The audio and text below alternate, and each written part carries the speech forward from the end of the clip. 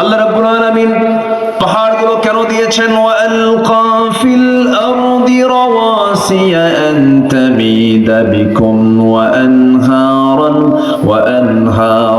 ওয়া সুবুলান লাআল্লাকুম তাহতাদুন। জোরে বলুন আল্লাহু আকবার। আল্লাহ রাব্বুল আলামিন জমিনে স্থাপন করেছেন শক্তিশালী পর্বতমালা, পাহাড়গুলো দিয়েছেন। এই পাহাড়গুলো আমার দেশে কোন বিভাগে সবচেয়ে বেশি বলেন? চট্টগ্রাম, সেকেন্ড হলো সিলেট, রাজশাহী অঞ্চল সমতল, রংপুর অঞ্চল সমতল, আবার রংপুরের শেষ মাথা যেখানে পঞ্চগড়টা আবার হিমালয়ের পাশে। যদি অন্য দেশ, কিন্তু পঞ্চগড়ের সঙ্গে পৃথিবীর সবচেয়ে বড় পর্বত হিমালয়। এই হিমালয় যত বড়, আল্লাহ রাব্বুল আলামিন আবার সমুদ্রের গভীরতা এত বেশি দিয়েছেন। গোটা হিমালয়কে যদি প্রশান্তের মাঝখানে দেওয়া হয়, অনায়াসে হিমালয় ডুবে নিঃশেষ হয়ে যাবে। সুবহানাল্লাহ বলবেন না? এই হিমালয় পাহাড়টা যত বড়, আমার দেশের বান্দরবান, রাঙ্গামাটি, খাগড়াছড়ি, ওইদিকে সিলেট, ত্রিপুরার অঞ্চলগুলো যে পাহাড়গুলো আছে আল্লাহ রাব্বুল আলামিন দিয়েছেন, যে পাহাড়গুলো আমরা দেখতে পাই, যতটুকু দেখতে পাই তার চাইতে 90 গুণ বেশি মহান রাব্বুল আলামিন প্রত্যেকটা পাহাড়ের নিচে তার ফাউন্ডেশন দিয়েছেন। যেরকম সুবহানাল্লাহ। উপরে দেখি 10 ভাগ আর ভিতরে নিচে হলো 90 ভাগ। কেন দিয়েছেন? যেন ভূমিকম্পে যেন আন্দোলিত না হয়, ভূমিকম্পে যেন নড়াচড়া না করে। আল্লাহ রাব্বুল আলামিন এই জন্য এই পাহাড়গুলো দিয়েছেন। এই পাহাড়গুলো দিয়েছেন কে? পাহাড় কেটে সমান করে কে? আল্লাহ। আল্লাহ সমান করে, মানুষ কাটে। মানুষ কেটে সমান করে ফেলতেছে, বিল ঝিল সব মিশায় ফেলতেছে। আল্লাহ রাব্বুল আলামিন বলেন, ظهر الفساد في البر والبحر بما كسبت أيدي الناس। জমিনে যত ফাসাদ আমরা দেখতে পাই, বিপর্যয় দেখতে পাই, সব বান্দার হাতের কামাই। জেনা করবেন, সুদ খাবেন, বাদ্যযন্ত্রের প্রচার প্রসার ঘটাবেন, গজব নাজিল করবেন, চিল্লায় বলেন কে? এই জন্য সমাজ থেকে হারাম কাজগুলো যদি বন্ধ হয়ে যায়, জেনার কাজ যদি বন্ধ হয়ে যায়, আল্লাহ পাক জেনাকে হারাম করলেন, বিয়েকে হালাল করলেন। কেন? জেনা মানে হলো অনিয়ন্ত্রিত, আর বিয়ে হলো নিয়ন্ত্রিত। জেনা মানে হলো সমস্ত রোগ, সমস্ত অসুখ সৃষ্টি হওয়া, আর বিয়েটা হলো রহমত। যেরকম সুবহানাল্লাহ। কোরআন বলে দিচ্ছে, ولو أن أهل القرى آمنوا واتقوا لفتحنا عليهم بركات من السماء والأرض। জোরে বলুন আল্লাহু আকবার। নামাজ যদি চালু হয়ে যায়, যাকাত যদি চালু হয়ে যায়, আমি আল্লাহ ঘোষণা দিলাম, আসমানের সমস্ত রহমত বরকতের দরজা আমি তার জন্য খুলে দেব, সেই জনপদে খুলে দেব। যেরকম সুবহানাল্লাহ। কার কথা? আসতে বলবেন না, কার কথা? আল্লাহর কথা। আমার বন্ধুগণ, নেক আমল হচ্ছে সবচেয়ে আমার বড় টার্গেট। জীবনে যেন গুনার পরিমাণটা বেশি না হয়, পরিকল্পিত যেন কোনো গুনাহ না হয়। গুনাহ হবে, গুনাহ হবে না কেন? আমি মানুষ না? মানুষের গুনাহ আছে না নাই? গুনাহ নাই কার? ফেরেশতার। বলেন গুনাহ নাই কার? আমরা কি ফেরেশতা না মানুষ? বলেন ফেরেশতা না মানুষ? কিন্তু দাম কিন্তু মানুষের বেশি। দাম মানুষের বেশি। ফেরেশতার দাম কেমনে হবে? কারণ ফেরেশতার গুনাহ করার যোগ্যতাই নাই, সে গুনাহ করবে কেমনে? কিন্তু বান্দার গুনাহ করার যোগ্যতা থাকার পরও আল্লাহর ভয়ে সে গুনাহ করে না, এই জন্য বান্দার দামটা বেশি। আমার বন্ধুগণ, সবচাইতে সফল জীবন হলো যে বান্দার জীবনে গুনাহ কম, নেক আমলের পরিমাণটা বেশি। তবে গুনাহ কিন্তু প্ল্যান করে করা যাবে না, হঠাৎ করে হয়ে যেতে পারে। কিন্তু হঠাৎ করে হয়ে যাওয়ার সঙ্গে সঙ্গে ভালো বান্দা যারা চোখের পানি ফেলে দিয়ে আল্লাহর কাছে বলবে, আল্লাহ আমারে মাফ করে দাও। রাত যখন গভীর হয়ে যাবে কি করবে? ওয়াল্লাযীনা ইয়াবিতুনা লিরাব্বিহিম সুজদান ওয়া কিয়ামা ওয়াল্লাযীনা ইয়াকুলুনা রাব্বানা ইসরিফ আন্না আযাব জাহান্নাম ইন্না আযাবাহা কানা গরামান ইন্নাহা সাআত মুস্তাকাররান ওয়া মুকামা। জোরে বলুন আল্লাহু আকবার। রাত যখন গভীর হয়ে যাবে, সব বান্দা ঘুমিয়ে পড়বে। আল্লাহর যারা খুব কাছের বান্দাগুলো তারা করে কি, তারা মনে করে আল্লাহ তোমার জন্য প্রথম আকাশে এসেছেন। কোন আকাশে? রাত গভীর হলে আল্লাহ পাক প্রথম আকাশে চলে আসেন। আল্লাহ আছেন হলো 7 আকাশের উপরে, তিনি চলে আসেন 12টার পরে প্রথম আকাশের কাছে। আল্লাহু আকবার বলেন। কার জন্য আসে? কার জন্য? আমার জন্য। কার জন্য বলেন? আমার জন্য আসেন। এবং তিনি প্রশ্ন করেন, আলা মিন মুস্তাগফিরিন ফাগফির লাহ, কোন ক্ষমা প্রার্থী আছে আমার কাছে ক্ষমা চাবে, আমি তাকে ক্ষমা করে দেব। কি সুন্দর করে আমার আল্লাহ বলেন। এই জন্য আমার বন্ধুগণ, 5 ওয়াক্ত নামাজ তো পড়বই আমরা। একটা ওয়াক্তের নামাজ কখনো বাদ দেব না, তার নাম হলো তাহাজ্জুদ। যে ব্যক্তি তাহাজ্জুদকে কন্টিনিউ করবে, তার 5 ওয়াক্ত নামাজ কখনো কাজা হবে না। তাহাজ্জুদকে আমরা কন্টিনিউ করব। আল্লাহর সঙ্গে সম্পর্ক না সৃষ্টি হলে পরে কখনোই আমি এই দুনিয়ার জীবনে শান্তি পাবো না। হয়তো ভাববেন টাকা থাকলে শান্তি, বউ থাকলে শান্তি, সমাজে নেতা হয়ে গেলে শান্তি না। আপনি চলে যান তাদের কাছে, কোথাও শান্তি পাবেন না। শান্তির জায়গা একটা হলো কার জিকির। আসতে বলবেন না, কার জিকির।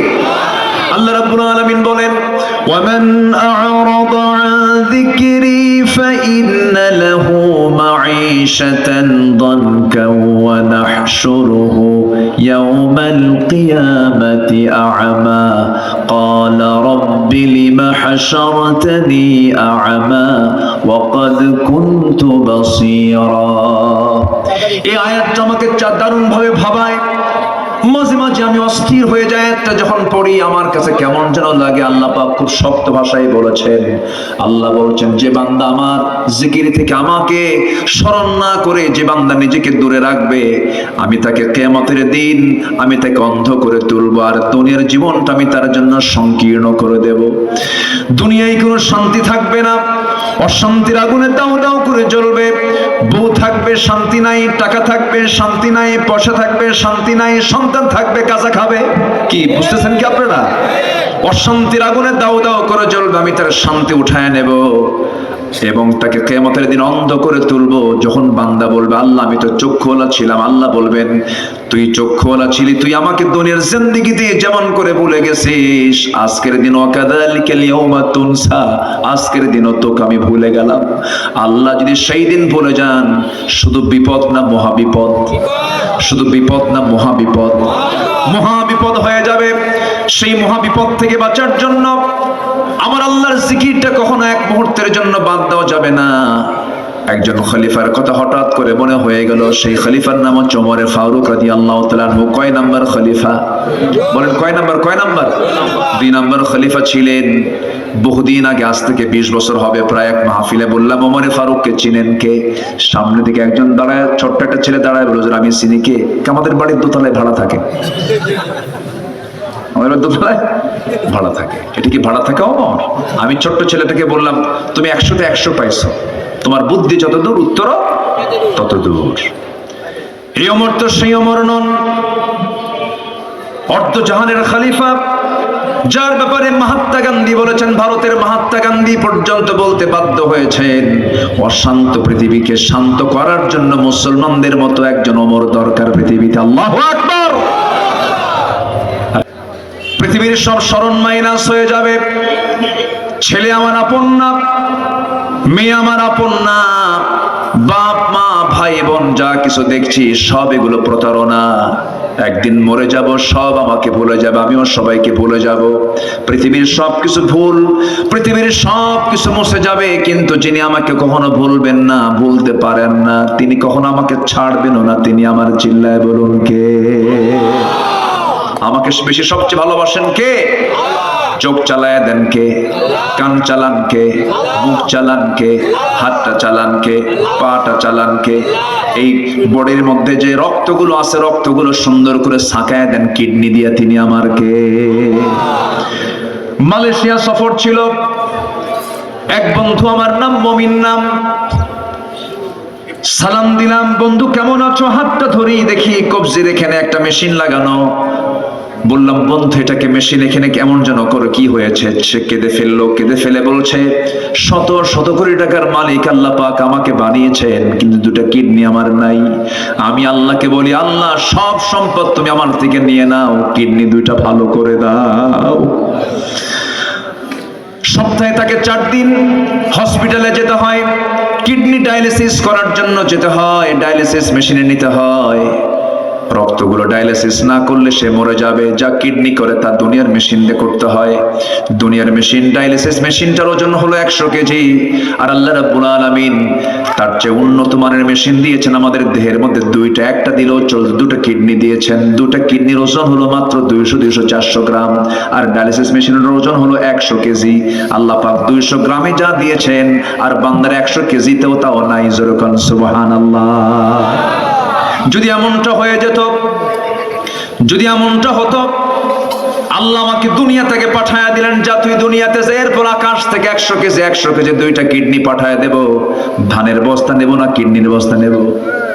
কত বেকায়দা হয়ে যেত। আল্লাহ বলছেন বান্দারে এমন সুন্দর করে সৃষ্টি করেছি, তোর বডির মধ্যে সব প্ল্যান করে সুন্দর মতো ব্যালেন্স করে বানায় দিয়েছি।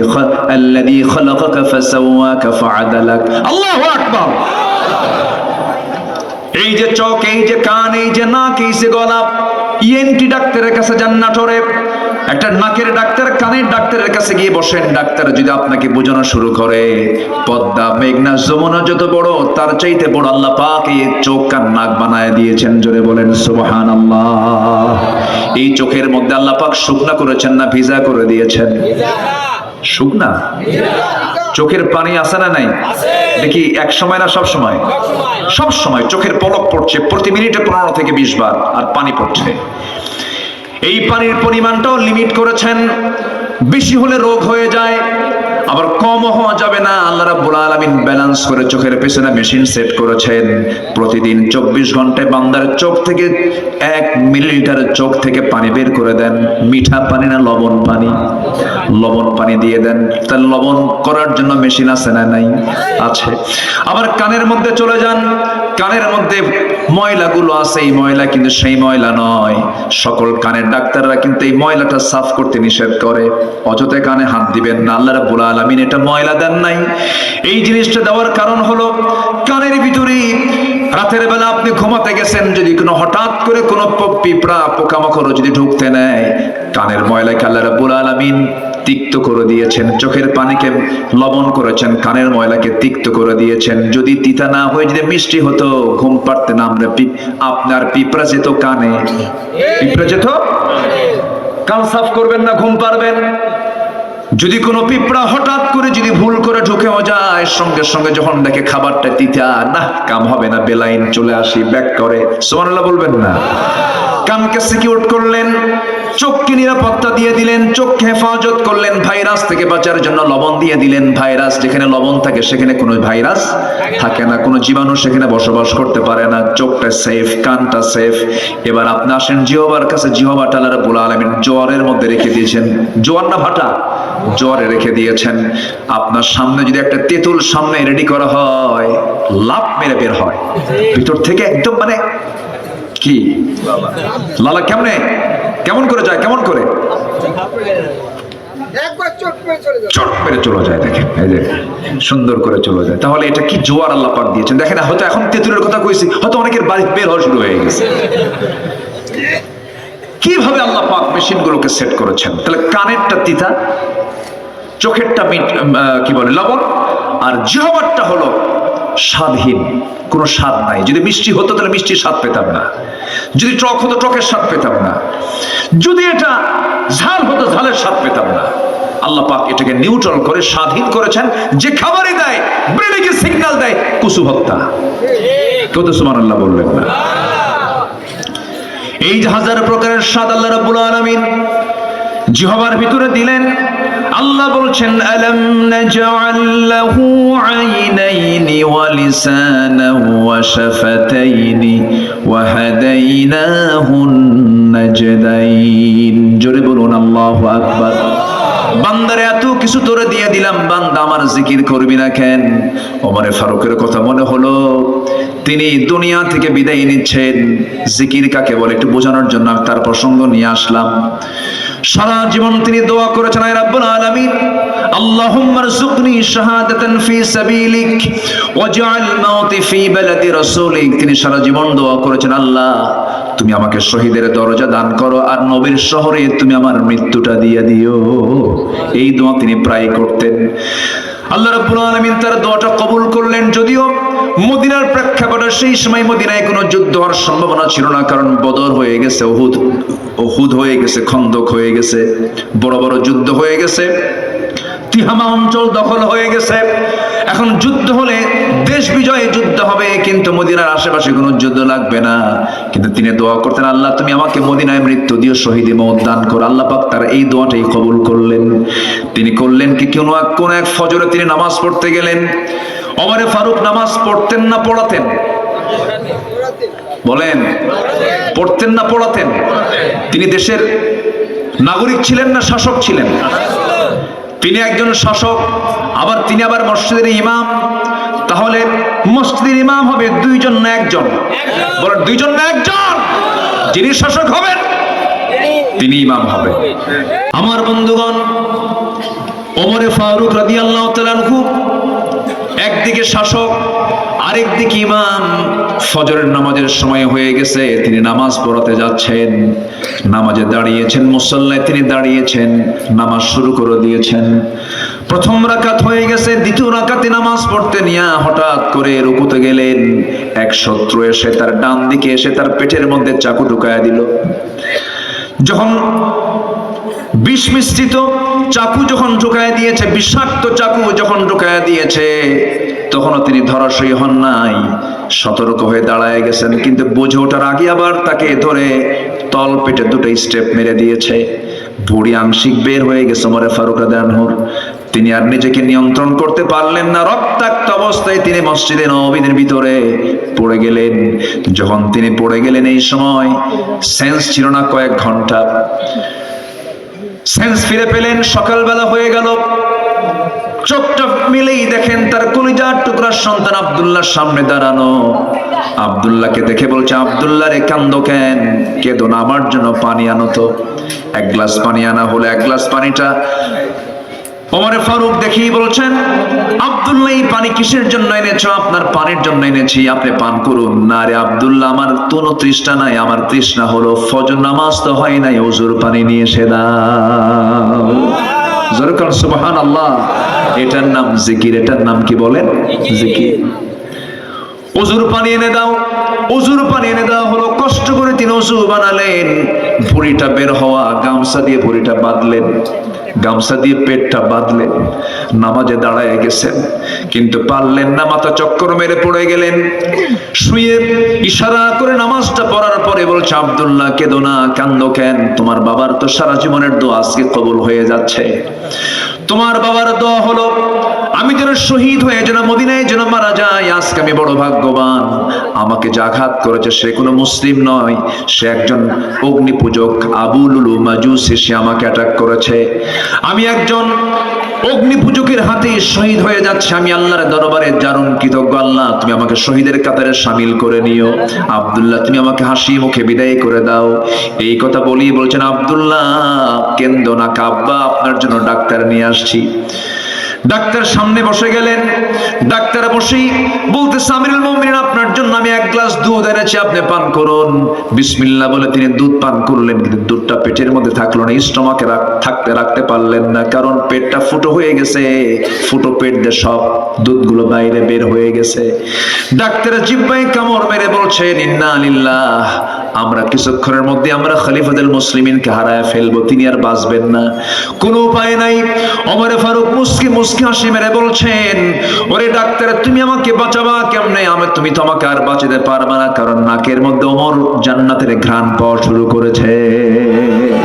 জোরে বলেন সুবহানাল্লাহ। আরো জোরে বলেন সুবহানাল্লাহ। সাইয়েদনা ওমর ফারুক রাদিয়াল্লাহু তাআলা আনহু এরপরে বলছেন, আব্দুল্লাহ আমার জীবনে একটা বড় শখ, 2 বছর আগে আমার হাতে আমার ভাই আবু বকরকে নবীর কবরের পাশে তাকে শোয়া দিলাম। তার কত বড় ভাগ্য সৌভাগ্য, আমার নবীর পাশে সে ঘুমাচ্ছে। আমার বড় শখ আমি নবীর পাশে ঘুমাবো, কিন্তু জায়গা তো আমার না। জায়গার মালিক হচ্ছেন আম্মাজান আয়েশা সিদ্দিকা রাদিয়াল্লাহু তাআলা আনহা। তিনি যদি আমাকে না দেন আমি কেমন করে যাব, কেমন করে সেখানে ঘুমাবো? আব্দুল্লাহ একটু যাও তো, আমি রক্তাক্ত অবস্থায় পড়ে আছি, আমি যেতে পারছি না, তুমি একটু গিয়ে বলো আমার আব্বার এই অবস্থা, আপনার কাছে এই প্রস্তাব দিয়ে আমাকে পাঠিয়েছে। তার কলেজের টুকরা আব্দুল্লাহ গিয়ে যখন এই জাতীয় প্রস্তাব যখন দিয়ে ফেললেন, মা আম্মাজান আয়েশা চোখের পানিতে সয়লাব হয়ে গেছেন, কাঁদতে কাঁদতে বেকারার হয়ে গেছেন। আহারে, অর্ধ জাহানের শাসনকর্তা ওমরে ফারুকের মতো মানুষ আমার কাছে সামান্য একটা জায়গার জন্য আবদার করতেছে, আমার কবরের জায়গাটা আমি বিশ্বজাহানের খলিফা ওমরে ফারুকরে দান করে দিলাম। আমার বন্ধুগণ, এই ছোট্ট ইতিহাস থেকে আমি যে বিষয়টা বোঝাতে চাচ্ছিলাম, যত কিছু হোক না কেন সবাইকে ভুলবো, কিন্তু ভুলবো না যাকে তিনি আমার। চিল্লায় বলুন কে? কাকে ভোলা যাবে না? সবচেয়ে শ্রেষ্ঠ সৎ আমল, নেক আমল হলো এই নেক আমলটা। আল্লাহকে যদি জিকির করি, আল্লাহকে যদি স্মরণ করি, আল্লাহর আইন কানুন যদি মেনে চলি, আমার দ্বারা কখনো খারাপ কাজ হতে পারে না, আমার দ্বারা কোনো অন্যায় কাজ হতে পারে না।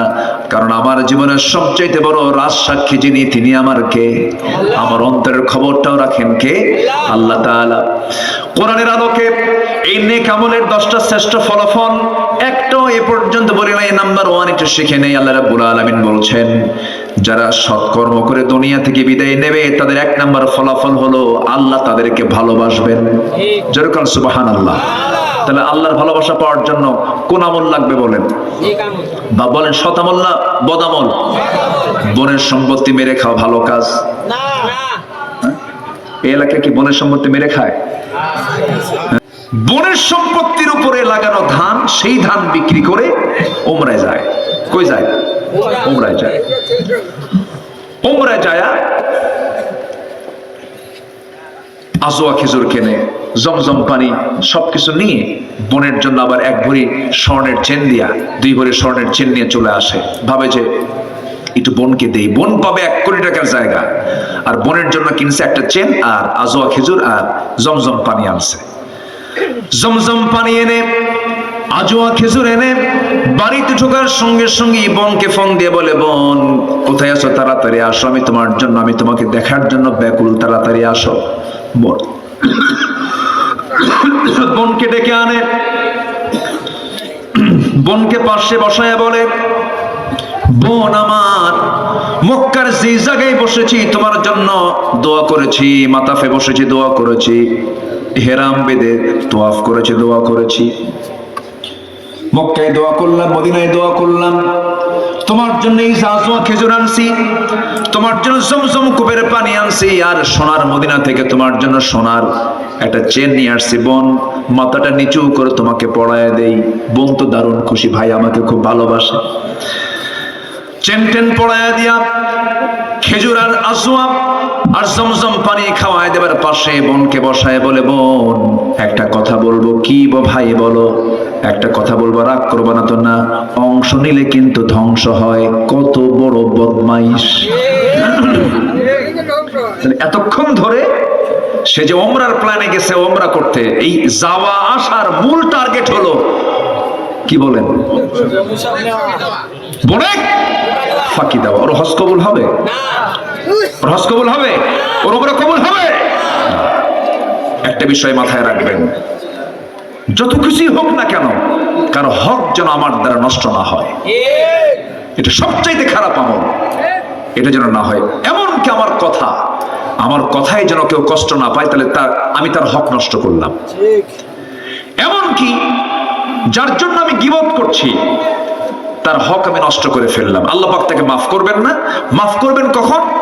যখন আপনি ওই ব্যক্তির কাছে গিয়ে বলবেন, ভাই আমি অমুক দিন তোমার নামে গীবত করছিলাম, তুমি আমারে মাফ করে দিও, আল্লাহ আপনাকে মাফ করে দিবেন। যেরকম সুবহানাল্লাহ।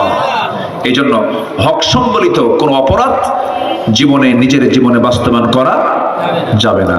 বাপ যেদিন মারা গেছে সেই দিনই উচিত বোনদেরকে ডাক দিয়ে বুঝায় দেওয়া, তোমরা তোমাদের অংশ নিয়ে চলে যাও।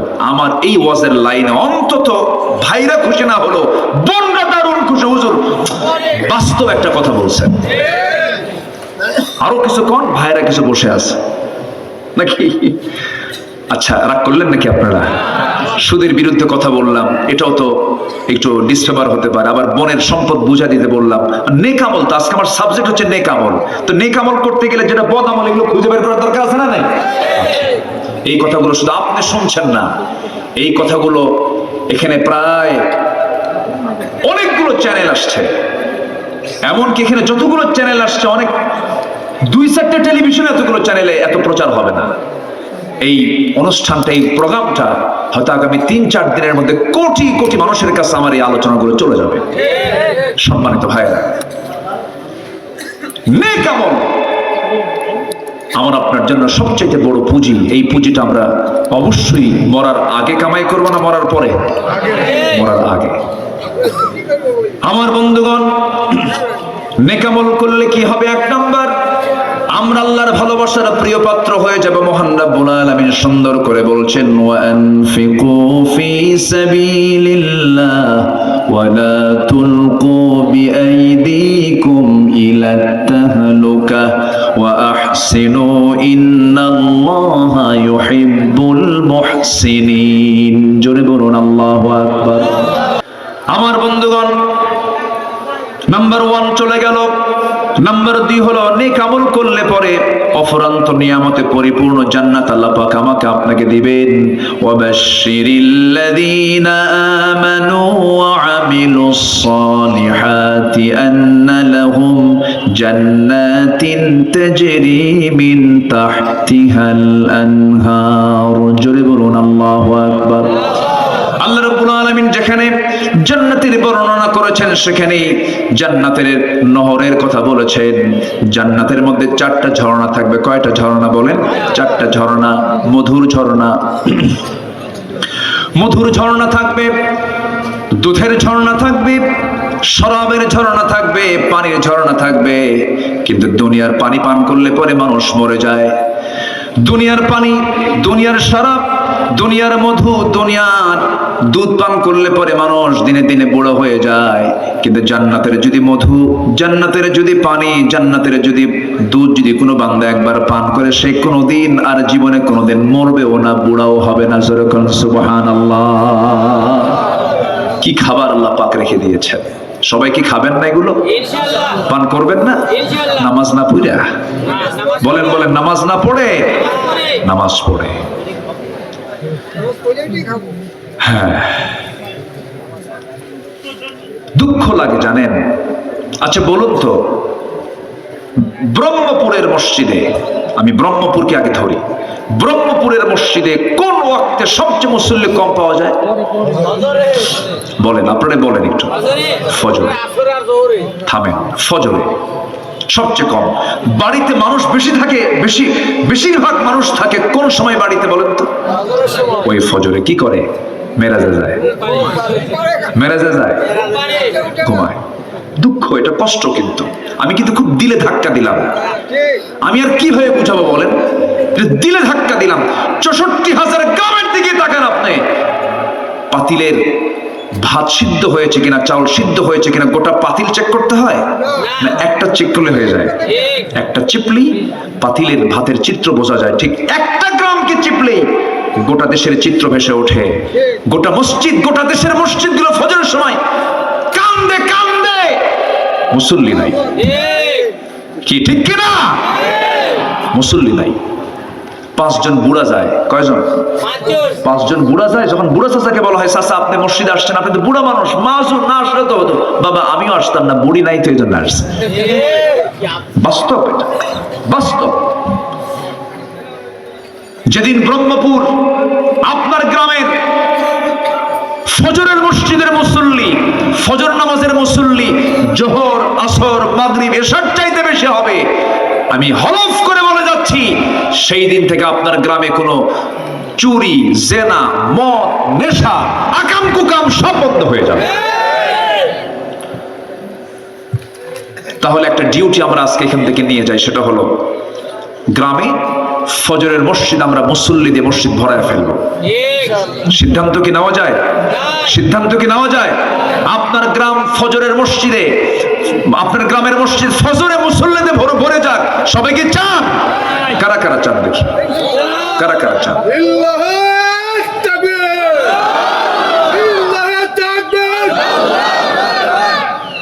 আল্লাহ কবুল করুন, জোরে বলি আমিন, আরো জোরে আমিন, আরো জোরে আমিন। ভাইরে, জান্নাতে যাওয়ার তো একটা পজিশনে আসতে হবে। জাহান্নামে যাওয়ার কারণ কি? কোরআনকে প্রশ্ন করুন, কোরআন বলো তো জাহান্নামে যাওয়ার কারণ কি? কোরআন এক নম্বরই বলছে ক্বালু লাম নাকু মিনাল মুসাল্লিন, যারা নামাজ পড়ে নাই তারা জাহান্নামে যাবে। এবং সবচাইতে বেশি শাস্তি কাকে দেওয়া হবে কোরআন বলো তো? আল্লাহ বলছেন ফাখালাফা মিন বা'দিহিম খালফুন আদাউস সালাহ, যে ব্যক্তি নামাজকে নষ্ট করবে আমি সবচাইতে বেশি শাস্তি আমি তাকে জাহান্নামের মধ্যে দেব। নামাজ কার হক? আসতে বলবেন না, কার হক? এই নামাজ আজকে আমার দেশে মাত্র 5% মানুষ নামাজ পড়ে। এই 5% থাকতো না যদি নামাজ রাষ্ট্রীয় পর্যায়ে কায়েম হয়ে যেত, নামাজি হতো 95%। অতএব সেই নামাজ রাষ্ট্রীয় পর্যায়ে কায়েম হোক। সবাইকে চান? চান কারা কারা? হাত উঁচু করে দেখান মুসলমান।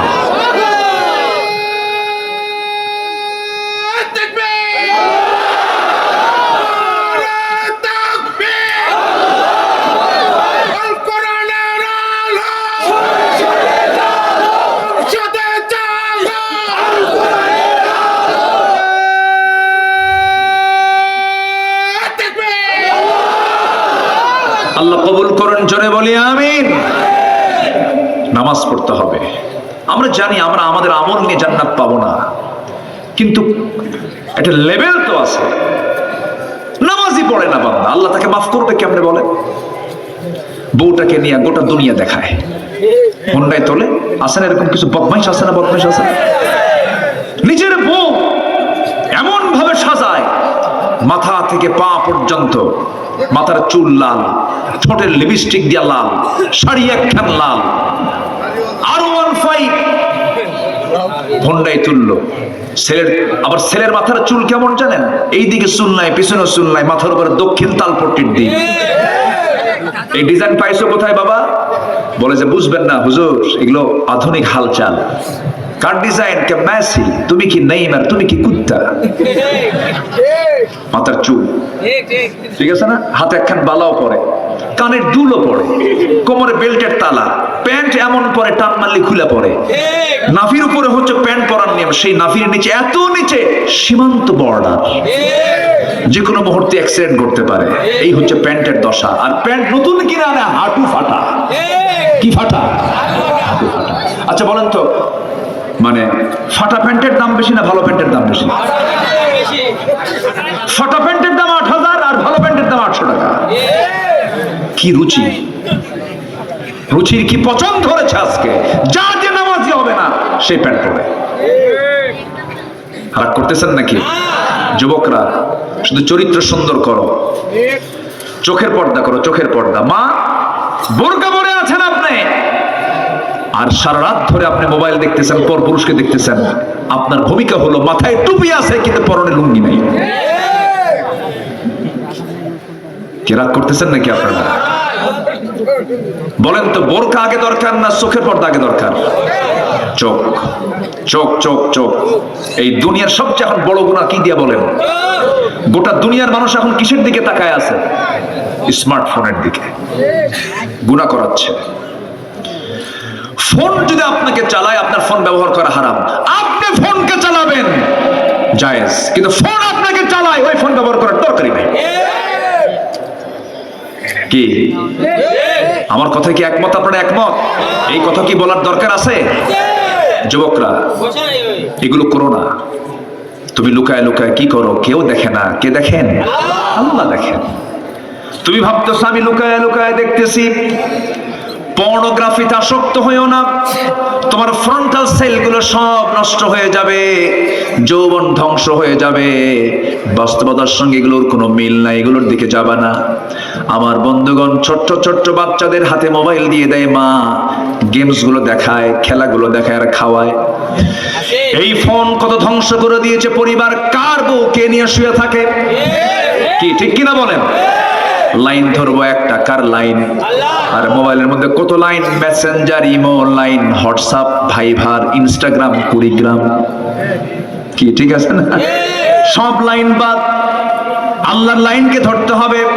আকাম কুকাম করা যাবে না, বিয়ের প্রয়োজন হয়ে যাবে জেনার কাছে যেও না, পিছন ধরে দরজা দিয়ে যেও না, লুকালুকি কোনো কিছু করতে যেও না। বিয়ের প্রয়োজন সুন্দর করে বলে ফেলো, বিয়ের প্রস্তাব দিয়ে দাও, আব্বাকে বলো আব্বা বিয়ে করাও। কিন্তু কিছু কিছু বেকুব বাপ আছে, নিজের পায় দাঁড়া। এখানে জোরে কে কইল ওর বিয়ে করা দরকার? তাড়াতাড়ি কি ঠিক না? বাপরা বোঝে না, মারা বোঝে না বিয়ে যে কত বড় জরুরি জিনিস। যে যুবক, যে সন্তানটা আপনার বুকটা উঁচু করে বলে, মুখ খুলে বলে বিয়ে করাও, এটা অত্যন্ত চরিত্র ভালো লক্ষণ। আর যে যুবক আছে কিন্তু বিয়ের কথা কয় না, ও তো বাইপাস মারে, ও তো আকাম কুকাম করে বেড়ায়। কি ঠিক আছে কিনা? যুবকরা সময় হলে বিয়ে করে ফেলবা, আব্বা মাকে বলবা যে আল্লাহ চালাবে। কে চালাবেন? আল্লাহ চালাবেন, আল্লাহ চালাবেন। আল্লাহ চালান তো, আল্লাহ চালান না? আল্লাহ চালান না? বিয়ে করে কি খাওয়াবো? বউ তো হাতি। একজনেরটা দুজন ভাগ করে খাবেন, একজনেরটা দুজন ভাগ করে খাবেন। হাদিস আছে না নাই? হাদিস আছে না নাই? একটু মনোযোগ দিয়ে কথাগুলো শোনেন, রাখেন, একটু কান লাগাবেন। আমার নবীজি বিয়ের পক্ষে ছিলেন, বিয়েটাকে সহজ করেছেন রাসূল। আমার নবীজি বিয়েটাকে এত সহজ করে দিয়েছেন। এক কালো সাহাবী, কি সাহাবী বলেন? কালো সাহাবী। এই কালো সাহাবী নবীর কাছে এসে বলছেন, ইয়া রাসূলুল্লাহ, আমার কি বিয়ে হবে না? রাসূল বললেন, কেন? বহু মেয়ে দেখলাম, বিয়ে হয় না। রাসূল বলছেন, তোমার বিয়ের দায়িত্ব আমি নিলাম। হুজুর, কে? ইবনে ওহাবের মেয়ে আছে, চলে যাও, আমার প্রস্তাব দিয়ে দাও। রাসূল বললেন, সাহাবী বলছেন, না আমি একা যাব না, আমি এমনি এমনি যাব না, দলিল করে দেন। আমার নবীর কাছ থেকে একটা চিঠি লিখিত করে না হলো। এই চিঠিখানা নিয়ে মেয়ের বাবার কাছে গিয়ে বলছে, এ মেয়ের বাপ ইবনে ওহাব, এই চিঠিখানা পড়ো, তাড়াতাড়ি ব্যবস্থা করো। দেখছেন কি অবস্থা? মেয়ের বাবা চিঠিখানা পড়লেন, রাসূল চিঠি পাঠিয়েছেন, সম্মানজনক চিঠি। খুব খুশি হয়ে গেলেন। খুশি হয়ে এবার বলছেন, শোনো, আমার মেয়ের কাছে আগে প্রস্তাবটা দেব, আমার মেয়ে যদি পছন্দ করে হয়ে যাবে। এই কথা শুনে, এই কথা বলেই ভিতরে চলে গেছেন। মেয়েটা পাশে দেওয়াল ঘেঁষে ঘেঁষে সব কথা শুনে নিয়েছে। এবার বলছে, মা তোমার জন্য বিয়ের প্রস্তাব এসেছে, যদি পছন্দ হয় বিয়ে হয়ে যাবে। কিন্তু ছেলেটা কিন্তু কালো, মেয়েটা কাঁদতেছে। এবার বলছে, মা তুমি যেহেতু কাঁদতেছো, বিয়ে দেবো না। আব্বা বুঝতে ভুল করেছেন, নবী যাকে পছন্দ করেছেন সেই পুরুষটাই হবে আমার স্বামী। ওই মহিলাটা দারুণ সুন্দরী ছিলেন, কিন্তু কালো ছেলে রাসূল পাঠায়া দিয়েছেন, তিনি তাকেই পছন্দ করে ফেলেছেন। আজকের সমাজে কিছু মহিলা আছে, একটু সুন্দর চেহারা হলে পরে, স্বামী একটু কালো হলে পরে, দেমাগ কম না বেশি? আজ থেকে দেমাগ কম না বেশি? একটু কিছু লাগলেই বলে যে তুমি একটু আয়নায় চেহারা দেখো তো, আমার সঙ্গে তোমার যে বিয়ে হয়েছে তোমার 14 গোষ্ঠীর কপাল। আছে কিনা? আছে কিনা? আবার কিছু পুরুষ আছে, বউটা একটু কালো হয়ে গেছে, মনটা খারাপ, নতুন বিয়া করছে, 3 দিন মাত্র বয়স, 4তম দিনে বাচ্চার মতো কান্দে। কান্দিস কেন? সুমনের বউ দেখতে কত সুন্দর, আমার একটা বউ হলো, দেখেন নজর গেছে সুমনের বউয়ের দিকে। আপনার বউ কখনো সুন্দর হবে না যদি আপনার নজর যদি অন্যদিকে যায়। আর আপনার নজর যদি আপনি ঠিক রাখেন, আপনার বউ হবে পৃথিবীর সবচাইতে সুন্দরী নারী। আমার মায়েরা খুব খুশি, ভালো করে করেন, ওদের সব নজর ঠিক নেই। আমরা চোখটাকে ঠিক রাখবো। জোরে বলি ইনশাআল্লাহ, আর জোরে বলি ইনশাআল্লাহ। কষ্ট পাচ্ছেন মনে হয়? আমার নবীজির প্রিয় সাহাবী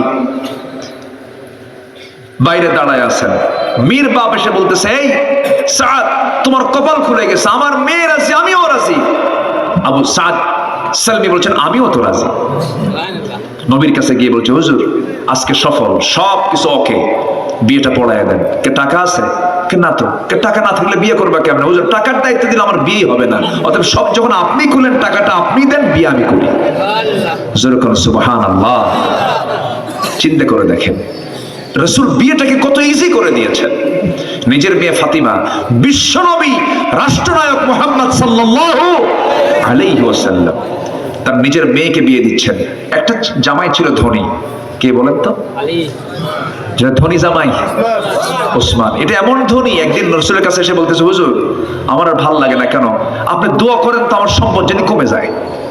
আচ্ছা, কোন ধনী কি এরকম কয়? বলেন তো, দুনিয়ার কোন ধনী এরকম কয়? উনি বলতেছে যে হুজুর আপনি একটু দোয়া করেন আমার সম্পদ যেন কমে। রাসূল বলছেন কেন? আমি এত হিসাব আর নিতে পারতেছি না। রাসূল বলেন তুমি খাও কেমনে বলো তো, তোমার খাওয়ার স্টাইলটা বলো তো। সাইয়েদনা ওসমান বললেন, ইয়া রাসূলুল্লাহ, আমার খাওয়ার সিস্টেম হলো আমি যদি উটের পিঠেও চড়ে থাকি, উটের পিঠটা কিন্তু অনেক উঁচা, সে উটের পিঠে যদি খাইতে বসি, আমি উটের উপর থেকে খাইতে নিয়ে যদি আমার একটা দানাও পড়ে যায়, আমি উটটাকে বসাই, আবার আমি নিজে নেমে সেই দানাটা তুলে ধুয়ে নিয়ে আবার সেটাকে আমি আবার খাই। রাসূল বলছেন তোমার জন্য দোয়া করে কোনো কাম হবে না, তোমার সম্পদ আরো হবে। সুবহানাল্লাহ। মেয়েকে একটা দিয়েছেন, ধনীর সাথে হয়ে গেছে।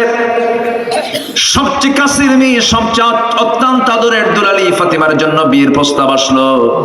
মদিনার ধনাঢ্য সাহাবীরা প্রস্তাব দিচ্ছেন, রাসূল নট এলাও, হবে না, যাও। সবার প্রস্তাব তিনি আউট করে দিলেন।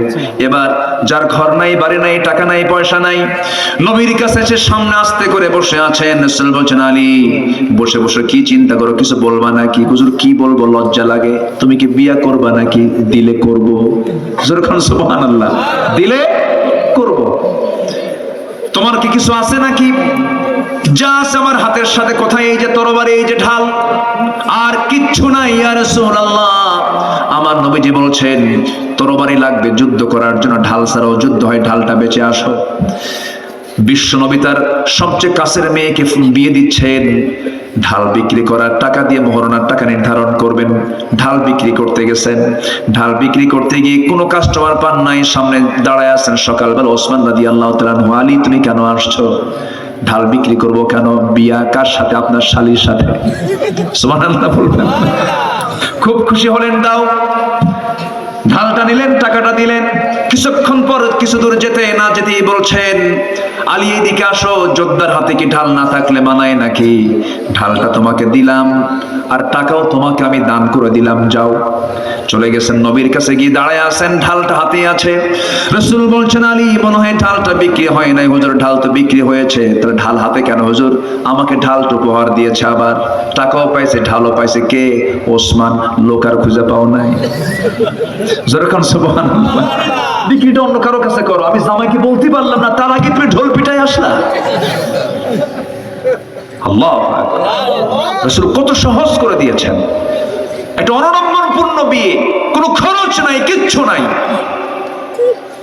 আজকের সমাজে বিশাল বড় বিয়ে, প্রতিবেশী গরিব দাওয়াত পায় না, আছে না নাই?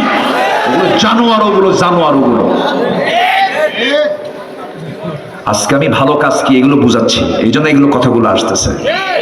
আপনি যেদিন মরে যাবেন, ওই ধনী লোক লন্ডন থেকে আসবে না, ওই গরিব প্রতিবেশী আপনার কবর খনন করার জন্য যাবে।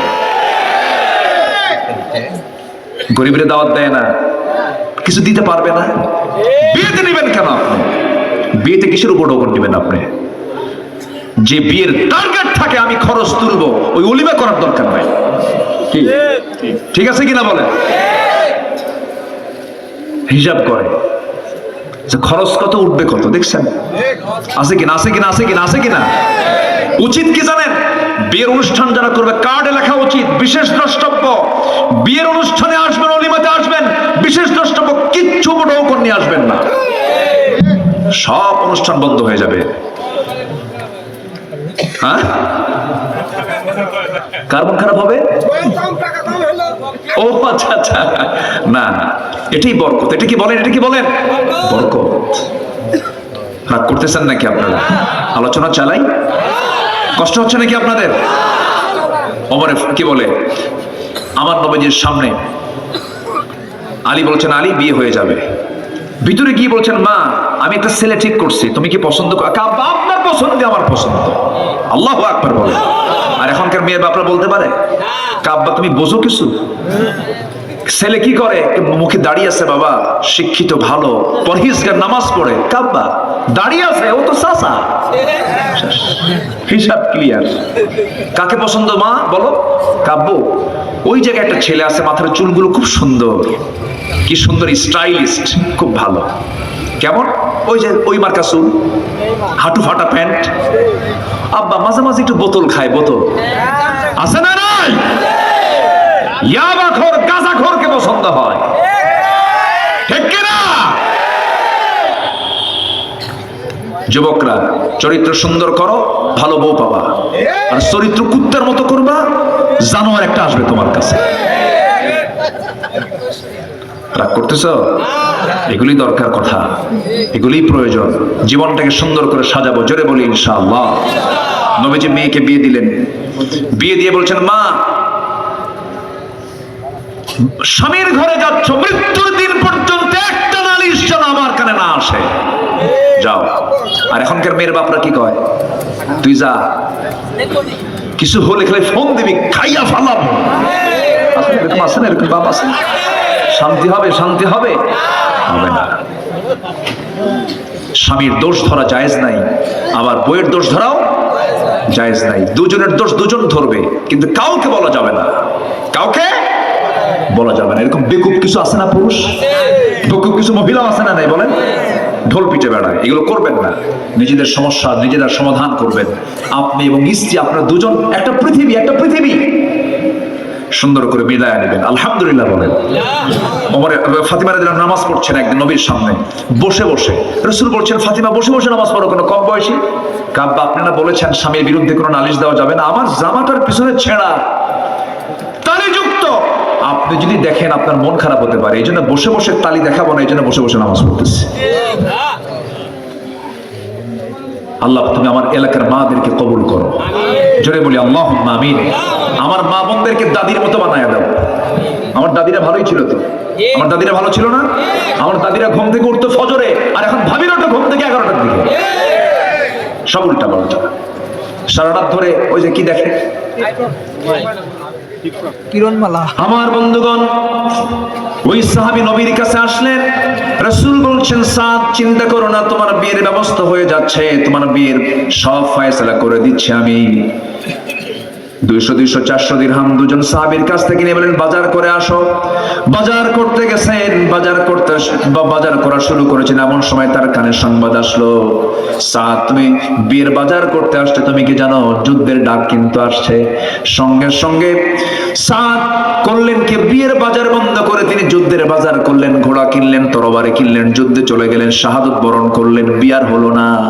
নবীর কানে সংবাদ আসলো, হুজুর সাদ তো দুনিয়াতে নাই। কোন সাদ? যে সাদের বিয়ের কথা গতকালকে ছিল। আমার নবীজি দৌড় মেরে চলে এসে তার লাশটা দেখলেন, মস্তকটা ছিটকে পড়ে আছে, চুলগুলো লম্বা লম্বা, রক্তাক্ত চেহারা হয়ে আছে। রাসূল তার দিকে তাকায়, একবার হাসেন একবার কাঁদেন। সাহাবীরা বলছেন, হুজুর আপনি এমন করছেন কেন? রাসূল বলছেন, আমি সাদের ব্যাপারে আমি এই জন্য কাঁদি, আমি সাদের সব আয়োজন সম্পূর্ণ করলাম, কিন্তু সাদ তো বিয়ে করতে পারল না, এই জন্য কাঁদি। আর সাদের দিকে আমি তাকাই, এই জন্য হাসতেছি। আমি আমার নিজের চোখে দেখতে পেতেছি জান্নাতের হুররা তাকে টানাটানি করে জান্নাতের দিকে নিয়ে চলে যেতেছে। জোরে কান সুবহানাল্লাহ, আরো জোরে বলেন সুবহানাল্লাহ।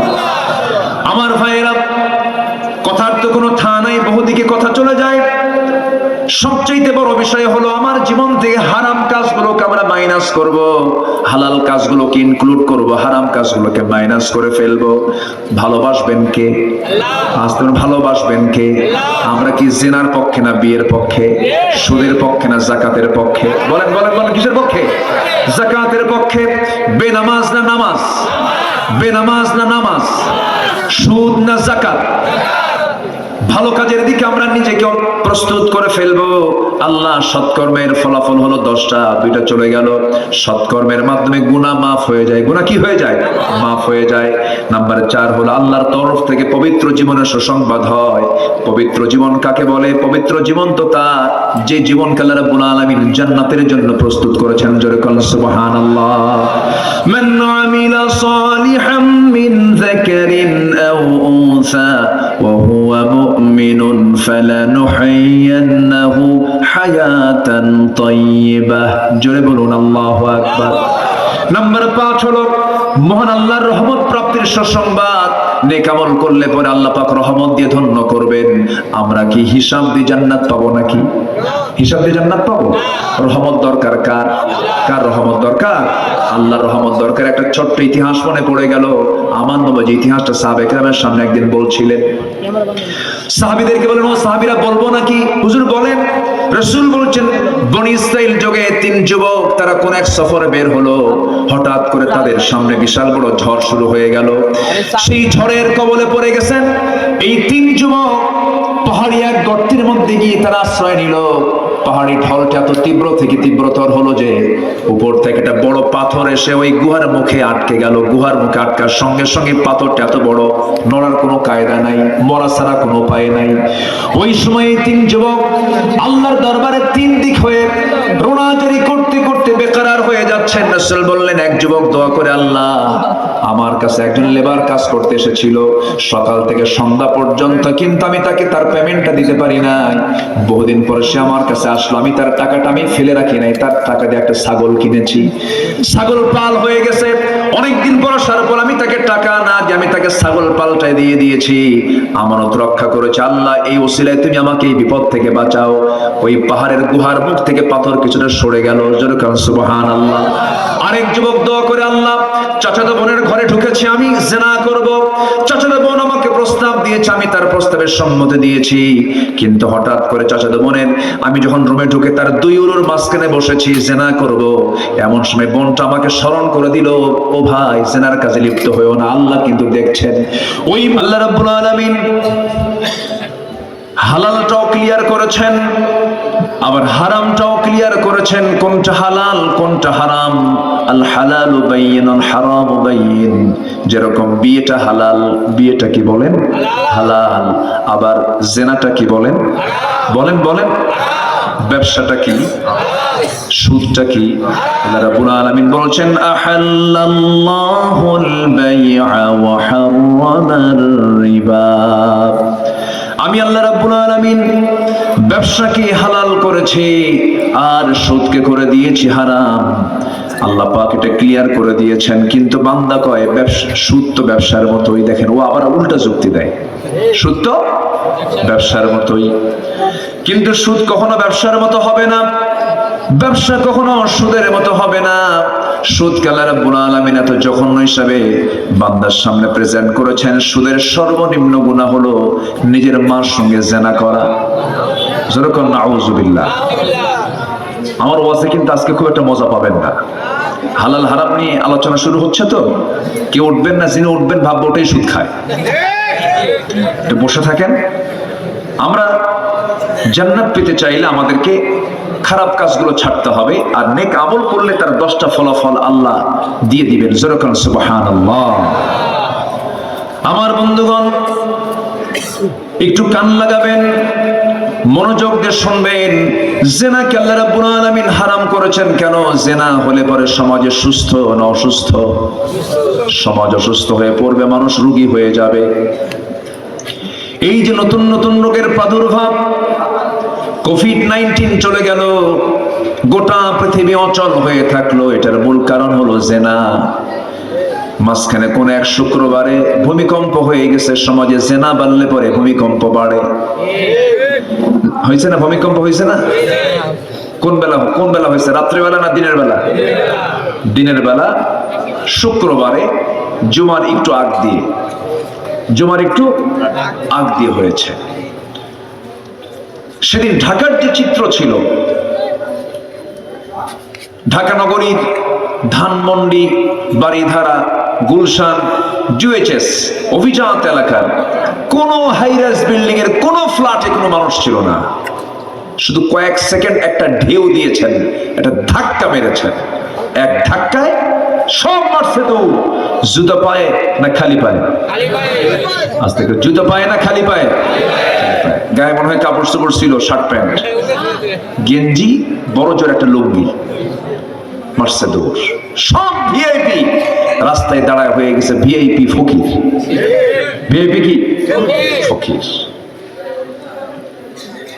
সব যে দৌড় মারলো কার ভয়ে?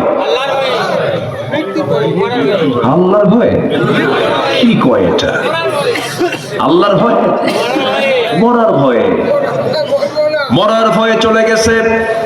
যদি আল্লাহর ভয়ে যদি ঘর থেকে বের হতো 10:30টায় ভূমিকম্পের সময় বের না হয়ে ফজরের সময়ে মসজিদে ভয়ে চলে যেত। আর মসজিদে যদি আল্লাহর ভয়ে নামতো আল্লাহ পাক সকালবেলা গজব দিতেন না। ভূমিকম্প কখনো রহমত নয়, আল্লাহ পাকের সিগন্যাল এগুলো।